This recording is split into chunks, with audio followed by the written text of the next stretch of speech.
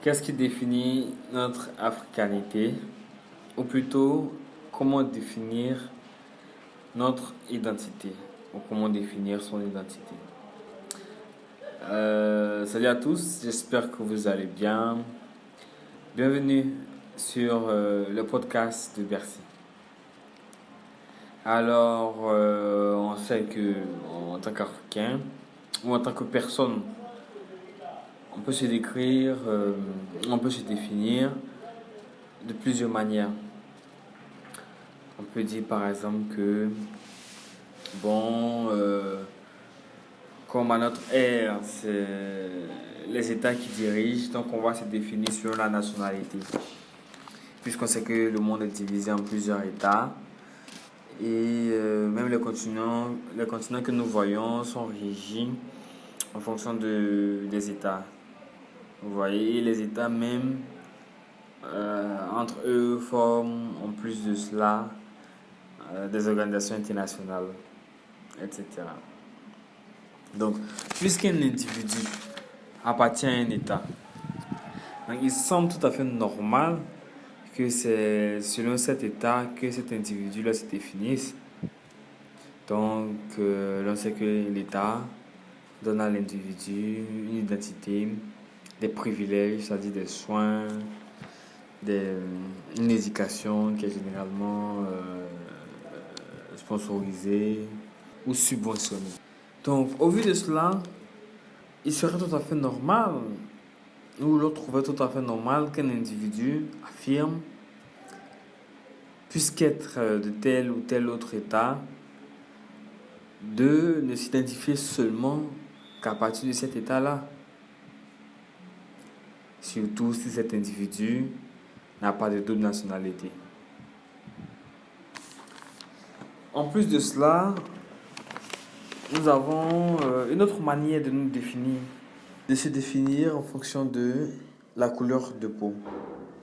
Donc, comme telle ou telle personne me ressemble au niveau de la couleur de peau, alors nous sommes de la même patrie, alors il est mon frère, soit de la patrie africaine, de l'Afrique, ou de l'Israël, Moyen-Orient, etc.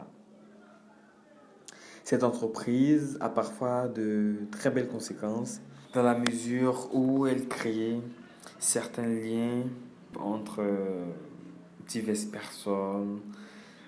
Elle aide aussi à mieux voir le naturel et on pourrait dire à le canaliser et aussi à développer certaines sociétés afin d'émerger et se réaliser. Toutefois, il ne faut pas manquer de dire que cette considération a des limites, dans le sens où, de nos jours, ce sont les États qui dirigent et non les catégories physiques de diverses personnes. Cette manière de voir suscite directement une autre manière de voir, celle de l'ascendance. L'ascendance dirait par exemple que si les Haïtiens descendent directement des Africains, c'est qu'en réalité les Haïtiens sont aussi des Africains.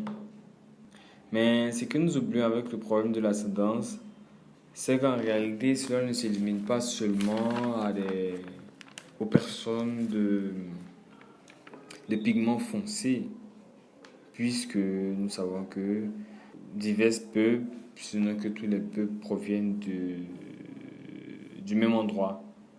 Zion, comme pourrait dire certains, ou Edenia, ou l'Afrique. Simplement, Mukamita, comme pourrait dire certains.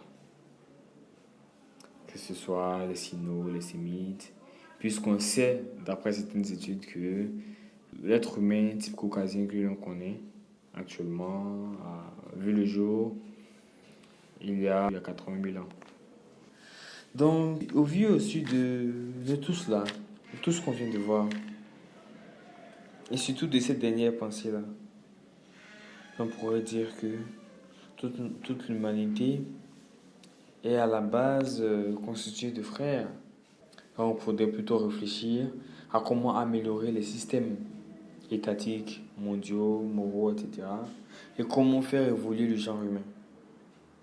Et peut-être qu'en se concentrant sur comment faire triompher ce genre humain-là, la vie serait peut-être meilleure.